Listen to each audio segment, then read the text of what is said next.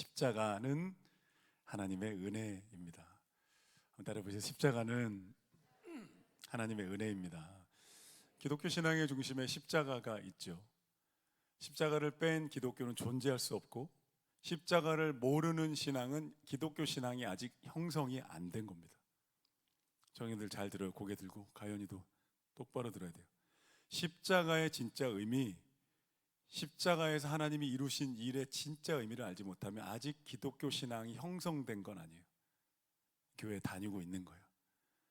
저는요, 날마다 이 사순절 기간 날마다 기도합니다. 저는 우리 교회 유치부 아이들부터 초등부, 청소년부, 청년들, 어르신들까지 이 사순절 기간 부활절까지 여러분 십자가의 은혜를, 십자가의 사랑과 십자가의 복음을 깨닫게 하여 주시옵소서. 사람의 지성과 사람의 이성과 합리적인 생각으로 이해되는 게 아니에요. 이해될 수 있는 게 아니에요. 근데 고린도서 1, 2장에 보면 사도 바울이 다 비웃었다 그랬어요. 헬라 사람들이, 로마 사람들이 다 비웃어요. 메시아가 십자가에 죽는다고 말이 되는 소리를 해라. 다 비웃어요. 그리스 로마 신화 한번 읽어보세요.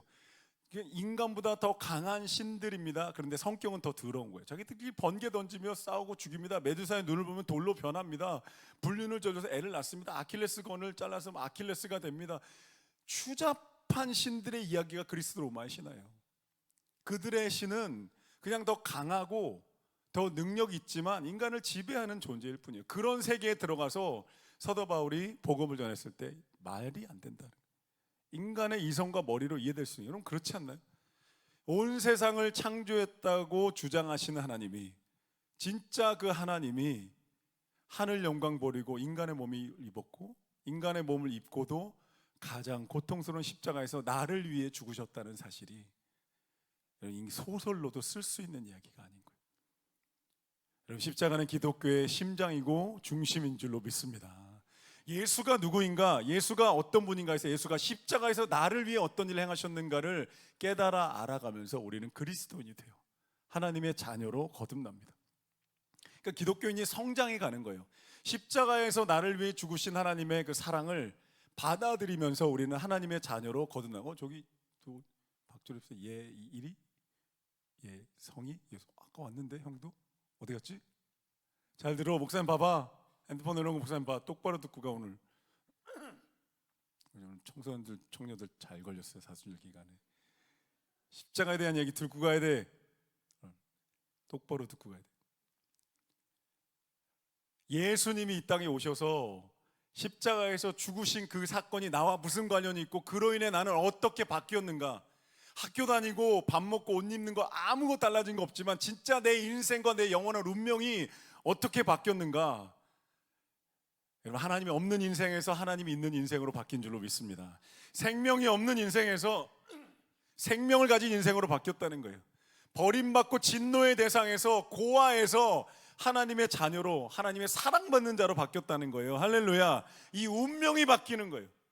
옷차림이 바뀌고 외모가 바뀌고 학벌이 바뀌는 게 아니에요. 그런 것이 바뀌는 게 아니에요. 진짜 내 영원한 인생의 운명을 바꿔주신 십자가의 능력과 은혜가 여러분 기독교 신앙의 여러분 중심에 있는 줄로 믿습니다.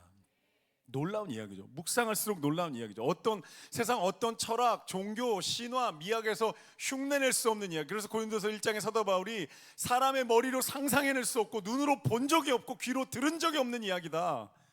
전능하신 하나님이 나를 위해 죽으셨다는 이야기. 할렐루야. 거기에 내 인생이 있다는 거예요. 거기에서 내 인생이 살아난다는 거예요. 그 복음을 만날 때 여러분 우리 인생이 바뀌고 우리 모든 죄의 결박이 끊어지고, 할렐루야, 완전한 회복의 은혜가 우리에게 임하게 되는 줄로 믿습니다. 선한 결심으로 인생이 바뀌는 게 아니에요. 의지를 가지고 바뀌는 게 아니에요. 그런 것들도 일정 부분 할 수 있겠죠. 긍정의 힘을 가지고 불굴의 의지 가지고 살아갈 수 있겠죠. 그러나 그들이 결국에 맞닥뜨리는 건 인생의 공허함이에요. 막다른 골목 앞에 서는 거야. 인생이라는 기차를 폭주하며 달려갔는데 철로가 끊어진 거예요. 필라멘트가 끊어진 전구라는 걸 깨닫게 되는 거예요. 생명이 없는 거예요. 내가 가지고 쌓아왔던 모든 것들이 허망하다는 것을 깨닫는 순간에 그들은 하나님의 구원에 대해서 여러분 관심을 가지게 됩니다. 오늘 세례 요한이 예수님이 세례받으러 나오신 걸 보면서, 예수님 보면서 말하는 것, 보라 세상 죄를 지고 가는 하나님의 어린 양이로다. 어린 양이란 이 단어가요, 그냥 튀어나온 단어가 아니고요, 구약 성경에서부터 나온 겁니다. 구약 시대 레위기를 보면 인간이 죄를 지었을 때 하나님이 죄를 사함받고 하나님과의 관계를 회복할 수 있는 길을 하나 만들어 놓으셨는데, 자기 집안에서 가장 좋은 어린 양을 골라서, 흠없는 어린 양, 자기 재산 중에서 가장 좋은 양을 골라서 그 양을 끌고 나옵니다. 끌고 나서 번제단 앞에서 그 어린 양에게 손을 얹어서 대속하는 기도를 합니다. 주님, 지금 이 순간 나의 모든 죄, 우리 가족의 모든 죄가 이 어린 양에게 전가됩니다. 이 어린 양이 제단 위에 죽는 것은 내가 죽는 것이고 나를 대신해 죽는 것입니다 라고 기도한 다음에 제단 위에 올려놓습니다. 그게 구약시대 희생제사의 예배예요. 구약시대 예배가 몇 가지가, 한 세 가지가, 두 가지 정도가 있는데, 하나는 레위기에 나오는 희생제사의 예배입니다. 짐승의 피를 흘려서 불을 태워 올리면서 하나님께 올려드리는 속죄의 제사, 예배가 있었고, 그 다음에 구약시대 시편에 보면 다윗이 춤추며 예배하며 기뻐하는 그런 예배의 찬양의 제사가 있었어요. 그리고 예수님 당시에 오면서 유대교에 의해서 안식일 회당에 오늘 우리가 드리는 예배 같은 형식이 종합적으로 만들어지게 되는 거예요. 그 어린 양을 잡아주면서 그런 고백을 하는 거예요. 그리고 그 짐승을 올려놓습니다. 우리가 그냥 얼핏 생각하기에 제사장들이 그 일을 해줬을 거라고 생각하잖아요. 제사장이 하는 일이 그거지. 아닙니다. 레위기에 보면요, 짐승 올려놓고 제사장은 돕습니다. 누가 잡냐? 내가 잡습니다. 이 어린 양에게 내 죄를 넘긴 다음에 이 어린 양이 여기서 내가 다 잡아요. 내가 배를 가르고 가죽을 벗겨내고 피가 철철. 그래서 레위기 희생제사의 그 의식을 재현한 장면들을 보면요, 피의 냄새 가득하고 짐승의 울부짖음으로 가득해요. 피가 철철로 내리고 막 흘러, 피 냄새 여러분 아시죠? 그 철분 냄새 같은 거. 코피, 여러분 코딱지 파다가 코피 나보시면, 입 터지면요, 그 피 냄새 있잖아요. 이렇게 철 씹어 먹는 냄새 납니다. 철분이 있어서 그 피 냄새로 가득하고 이 제단 위에 피가 흘러내면 내가 다 벗깁니다. 가죽도 다 벗깁니다. 살도 다 발라내고 뼈도 다 발라내서 살은 태우고 가죽 태우고 살 제사장에게 드린 거. 제사장 옆에서 그거 도와요. 계속 물로. 그 번제단의 어린 양이 오늘 29절에 세례요한이 말하는 어린 양인 거예요. 예수님이 십자가에서 이 어린 양이 번제단에서 죽는 것처럼 그 문자 그대로 죽으셨다고요. 진용아, 예수님이 진용이를 위해서 십자가에서 그렇게 번제단의 제물처럼 찢기고 피 흘려 죽으셨어요. 진용이를 위해서 죽으셨다. 진용이 구원하기 위해서. 진용이 구원하기 위해서. 우리가 죄로 인해 죽지 말라고 주님 한마디 하시는 거예요. 왜 죽으셨습니까? 왜 당신이 전능하신 하나님이 거기서 죽으셨습니까? 주님의 말씀 딱 하면 너 살라고 그래. 내가 여기서 죽어야 너가 산다는 거예요. 할렐루야. 내가 여기서 너 대신 피를 흘려야 네가 피 안 흘린다는 거예요. 내가 여기서 찢겨 죽어야 너가 안 찢겨 죽는다는 거예요. 여러분, 그게 십자가의 의미예요. 죄의 대가는 누군가 치러야 돼요. 예수님이 치르신 거예요. 하나님이 대신 치르신 거예요. 그리고 내가 여기서 죽어서 너가 살린다는 거예요. 내가 여기서 피 흘려 너를 살린다는 거예요. 너를 살리기 위해 내가 여기서 죽었다는 거예요. 여러분, 그래서 예수님의 십자가의 그 복음과 사랑을 어떤 식으로든 받아들이면, 어떤 식으로 내 마음에 담기 시작하면요, 십자가를 바라보기 시작하면요, 우리 삶의 모든 죄와 어두움과 상처와 질병들이 하나하나 씻겨나가기 시작합니다. 할렐루야. 묶임들이 풀어지기 시작합니다. 그 십자가 보혈의 능력이에요. 너무너무 놀라운 거죠. 하나님의 사랑이 그 안에 있는 거예요. 이사야 선지자가 700년, 예수님 탄생 700년 전에 예수님의 십자가를 예언했어요. 이사야 53장 4절 6절에 그 유명한 말씀이죠. 그가 찔림은 우리의 허물 때문이요, 그가 상함은 우리의 죄악 때문이라. 그가 징계를 받음으로 우리가 평안을 누리고 그가 채찍에 맞음으로 우리가 나음을 입었도다. 그냥 한마디로 대속의 은혜라. 찬란한 대속의 은혜가 있었다. 나를 대신해 죽으신 죽음이었다는 거예요. 여러분, 인생의 모든 고통은 죄 때문입니다. 인생의 모든 고통과 불행을 열매로부터 가지로부터 파고 들어가 보면 죄가 있는 거예요. 영적인 죄가 있는 거예요. 하나님과 단절된 인간의 죄 때문에 거기서부터 눈덩이처럼 세상은 망가진 거죠. 죄가 있는 거예요. 영적인 죄. 예수님 그 영적인 죄를 해결하시기 위해서 이 땅에 여러분 오신 거예요. 할렐루야. 그래서 예수님을 믿으면 그냥 거칠에 똑같을 수 있어요. 그냥 삶도 그대로인 것 같아요. 외모도 학교도 그대로인 것 같은데 뿌리로부터, 저 뿌리로부터 하나님과 단절되었던 내 뿌리가 연결되는 은혜가 임하는 거예요. 할렐루야. 할렐루야. 우리 청년들 가연이 예일이 할렐루야. 아멘. 뿌리로부터 살아나는 거라고. 목사님이 예수 믿어라. 예, 목사님 예수님 믿을게요. 근데 목사님 저 아무 일이 안 일어나요. 내일 키도 똑같고 학교도 똑같아야 되고 학교에서 어려운 문제들, 내 인생의 고민들 여전히 그대로인데 목사님 어떻게 된 거예요? 아니야. 뿌리가 살아난 거라고. 뿌리가. 예수님의 십자가로 나와 하나님 간에 멀어졌던, 깨어졌던 관계를 연결시켜 주신 거예요. 뿌리가 살면 인생이 살아나고 생명이 살아나는 거 시간 문제라고. 용해야 아멘. 아멘. 뿌리가 살아나야 되는 거예요. 거치대가 살아나면 금방 사라져요. 계절이 바뀌면 변해요. 예수님의 십자가의 대속의 은혜로 우리는 하나님을 떠났다. 원래 인간은 처음에 창조되기를 하나님의 주권과 사랑 안에 살도록 지음받았어요. 창세기 1장과 에베소 1장에 보면요, 하나님의 사랑의 아들들로 지으셨고 하나님의 영광을 전수받아 살도록 하나님의 주권과 사랑 안에 살도록 지음받았어요. 근데 인간이 그것을 다 거부한 거예요. 하나님의 주권을 거부합니다. 하나님의 사랑을 끊어버립니다. 뱀의 말을 따라갑니다. 세상을 사랑하기 시작합니다. 죄의 가장 근본은요, 하나님의 주권에 순종하지 않는 거예요. 시퍼렇게 사랑하신 하나님 인정하지 않는 거예요. 죄 중에 가장 심한 가지 영적인 죄인 거예요. 도덕적인 죄가 아니에요. 하나님을 인정하지 않는, 그분이 보낸 예수를 믿지 않는 죄가 여러분 우리에게 가장 심각한 인간을 파멸로 이끄는 죄인 거예요. 왜요? 존재로부터 인간은 생명을 잃어버리는 거예요. 하나님의 사랑을 거부하는, 하나님을 사랑하는 존재로 지음받았어요. 그 사랑을 받는 존재로 지음받았습니다. 근데 그 하나님의 사랑을 끊어버리고 세상을 향해 눈을 돌리기 시작하는, 나를 사랑하기 시작하는. 그래서 주권을 거부한 인간의 죄가 교만으로 나타나고요, 하나님의 사랑을 거부한 인간의 죄가 이기심으로 나타납니다. 세상의 모든 죄들을 두 가지로 다 설명할 수 있는 거예요. 교만과 이기심으로 다 설명할 수 있어요. 그 교만과 이기심 때문에 인생이 망가져요. 세상이 망가집니다. 지금 전쟁을 치르는 사람들도, 그 폭력성들도 다 거기로부터 나오는 거예요.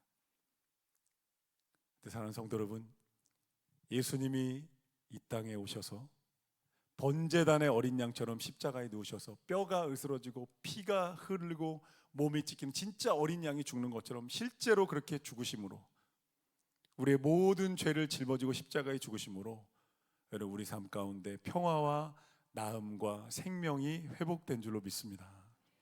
우리 죄가 그분을 죽게 했지만 그 죽음으로 인해 우리는 여러분 살아났다는 거예요. 여호와께 돌아가자라는 찬양이 있어요. 여호와께 돌아가자, 우린 돌아서도 그는 변치 않네, 이런 찬양이 있습니다. 이 찬양이 구약의 호세아서를 배경으로 만든 찬양인데요, 이스라엘 백성들이 우상을 섬기면서 하나님을 떠나는 거예요. 계속 하나님을 떠나는 거예요. 내 백성이여 왜 내게 등을 돌리냐, 계속 떠나는데 하나님이 그 백성들 향해 쫓아가시면서 말씀하는 거예요. 왜 나를 떠나느냐, 내 백성, 내가 어떻게 너를 버리겠느냐. 그러면서 찬양 가사에 이런 구절이 있어요. 내 모든 것 내어주고 나 그들을 얻으리라. 무엇을 내주고 얻어요? 예수님의 목숨을 내어주고 내 백성 돌아오게 하겠다는 거예요. 이 하나님의 사랑이, 이 하나님의 애절함이 녹아있는 것이 십자가입니다. 여러분 이 밤에 그 십자가의 사랑과 은혜를 더 깊이 깨닫게 되기를 예수님의 이름으로 축복합니다. 요한일서 3장 1절에 보면 보라, 아버지께서 어떠한 사랑을 우리에게 주사 하나님의 자녀라 일컬음 받게 하셨는가. 어떠한 사랑을 주셨는가? 자기 아들을 십자가에 내주셨다는 거예요. 여러분 그게 가능해요? 저는 이 말씀을 은혜로 받았었어요. 근데 아들 낳고 보니까 이게 가능한 얘기가 아니에요. 제가 이제야 철들어 설교할 수 있어서 감사하고, 자녀를 키워오신 우리 선배 부모님들에게 존경을, 칭찬을 드립니다. 이렇게 가능해요.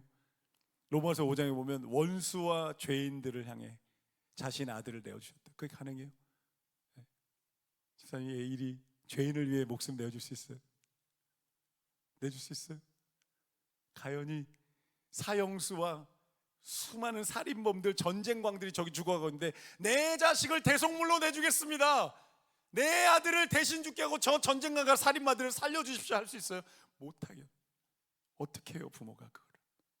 애가 조금만 다치기만 해도, 피만 조금 나도 막 피가 막 거꾸로 막 소름이 돋아가지고 어찌할 바를 모르는데, 우리 아들 응급실에 실려갔는데 막 미치겠더라고요. 진짜 어찌할 바를 모르는.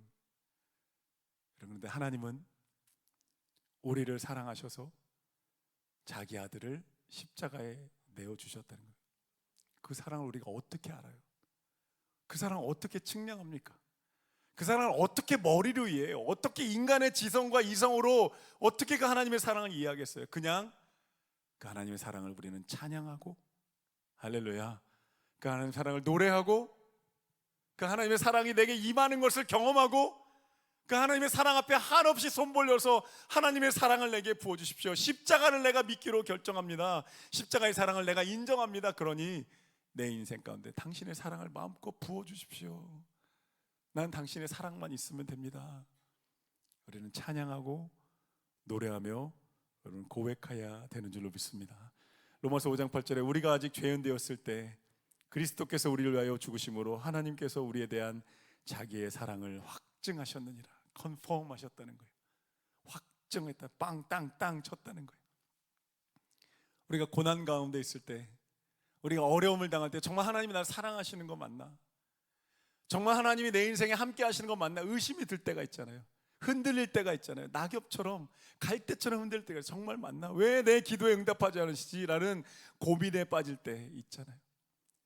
그런데 우리 그 순간에 십자가로 돌아가서 십자가에 죽으신 예수 그리스도를 바라보는 순간에 하나님이 내가 너를 이렇게 사랑했고 내 아들을 내 주께 사랑했으니 내가 너를 끝까지 포기하지 않을 것이다 라는 하나님의 음성을 듣는 곳, 이런 것이 십자가 아래인 줄로 믿습니다. 찬양해 주시겠어요? 그 십자가 앞으로 나아가는 거예요. 십자가의 대속을 받아들인 이들에게 하나님의 사랑이 임하기 시작, 하나님의 회복의 은혜가 임하는 줄로 믿습니다. 우리가 예수 그리스도의 십자가가 필요한, 구원이 필요한 존재라는 거예요. 인간이 한 명도 빠짐없이 부유한 자나 가난한 자나 가진 자나 없는 자나 나이든 어린아이나 어른이나 남자나 여자나 이방인이나 유대인이나 예수 그리스도의 십자가가 필요한, 구원이 필요한 존재라는, 성경이 말씀하는 딱 한 가지, 하나님을 떠나왔던 그 영적인 죄로 인해 망가진 인생을 다시 돌이켜 살려내는 것은 예수 그리스도의 십자가밖에 없는 줄로 믿습니다. 십자가 앞으로 나아가는 거예요. 그리고 그 십자가의 은혜가 단번에 이루어지지만 또 평생에 걸쳐 이루어지는 거예요. 날마다 날마다 십자가의 대속의 은혜가 임하는 거예요. 우리 때로 기독교 신앙이요, 예수 믿고 천국 가는 거라고 생각하는데 그 일부분입니다. 십자가, 예수님을 믿고 천국 가는 거 이미 우리에게 보장된 거죠, 티켓을. 그러나 이 땅에 사는 동안에 우리는 그 십자가의 사랑과 은혜와 복음 안에 살아갑니다. 전파하며 살아가고 누리고 회복하며 살아가는 거예요. 십자가를 바라본다는 것은 내가 하나님의 주권과 사랑을 거부했었던 죄인이라는 것을 깨닫는 거예요. 십자가를 바라보는 것은 그러나 그 죄인된 나를 하나님이 버리지 않고 사랑하셨다는 것을 깨닫는 거예요. 영원히 멸망당할 수밖에 없는 나를 하나님이 건져내셔서 그 사랑의 나라로 옮기셨다는 것을 받아들이는 거예요. 할렐루야. 그래서 십자가 앞에 우리는 설 때마다 두 가지 떨림이 항상 있는 거예요. 그래, 내 죄가 예수를 십자가에 못 박았지. 내가 예수님이 십자가에 죽으셔야 할 만큼 내가 그렇게 처참한 죄인이었지, 하나님의 주권과 사랑을 거부했던 비참한 죄인이었지라는 두려움을 깨달아요. 그러나 동시에 또 한 가지 깨닫는 거예요. 그러나 하나님이 나를 이렇게까지 사랑하셨지, 내 죄를 덮으셔서 나를 회복하시기 위해 사랑하신 하나님의 십자가 사랑이 십자가에 나타난 거지. 이 두 가지를 우리가 깨닫고 십자가 앞에 서게 됩니다. 예수님이 대속의 길을 열지 않으셨다면 우리는 아마 이 인생을 끝내는 그 죽음의 순간에 우리가 다 십자가의 지옥으로 떨어지게 되는 거예요. 예수가 죽지 않았다면 내가 죽어야 되는 거예요. 예수가 고통당하지 않으면 내가 고통당하는 거예요. 예수가 피 흘리지 않으면 내가 피 흘려야 되는 거예요. 예수가 멸망당하지 않았다면 내가 멸망당해야 하는 그 멸망의 길 앞에서 예수님이 막아서시는 거예요. 우리가 종말의 개인적인 죽음 앞에, 인류의 세상의 종말 앞에 서는 순간에 우리가 그 영원한 멸망으로 떨어지는 순간에 예수님이 막아서시는 거예요. 아니라는 거. 너 여기서 멈춰도 된다는 거. 내가 너를 대신해 이 길을 갔으니 너는 하나님의 나라, 사랑의 나라로 가면 된다고 우리를 붙들어서 사랑의 나라로 여러분 이끄시고 인도하시는 줄로 믿습니다. 신앙의 기쁨을 잃어버릴 때가 있잖아요. 은혜를 잃어버릴 때가 있잖아요. 그냥 습관화될 때가 있어요. 죄와 세상에 익숙해지고 끌려갈 때가 있어요. 그럴 때마다 우리 십자가의 그 대속의 은혜로, 십자가의 구원의 은혜 앞으로 돌아와 다시 눈물로 찬양하며 기도하며 하나님 앞에 서야 할 줄로 믿습니다. 여러분 기도해 주십시오. 우리 금요 우리 기도하는 기도의 용사들, 하나님 우리 교회 안에 어린아이부터 어르신까지 모든 다음 세대와 모든 예배마다 하나님 마당만 밟고 가는 성도들 없게 해주십시오. 평생을 교회 다녔는데 십자가의 복음이 내 것이 되지 않은 채로 그냥 마당만 밟고 돌아가면서 나 교회 다닌다고 이렇게 하지 않게 해주십시오. 하나님 십자가의 사랑과 그 대속의 은혜 깨닫게 해주십시오. 그 복음에 감격하는 순간을 경험하게 해주십시오. 마당만 밟고 오는 성도들이 아니라 십자가의 복음으로 구원받아 하나님의 자녀로 거듭나게 하시고, 하나님의 자녀로 거듭나는 이들이 예배자로 성장하게 하시고, 예배자로 성장한 이들이 제자가 되게 하시고, 제자로 성장한 이들이 사명자의 삶을 살아가는 출발점이 어디예요? 예수님의 십자가의 사랑과 구원을 받아들이는 데서 깨닫고 그 구원의 감격이 우리 교회 모든 성도들과 다음 세대 가운데 있게 되기를 예수님의 이름으로 축복합니다.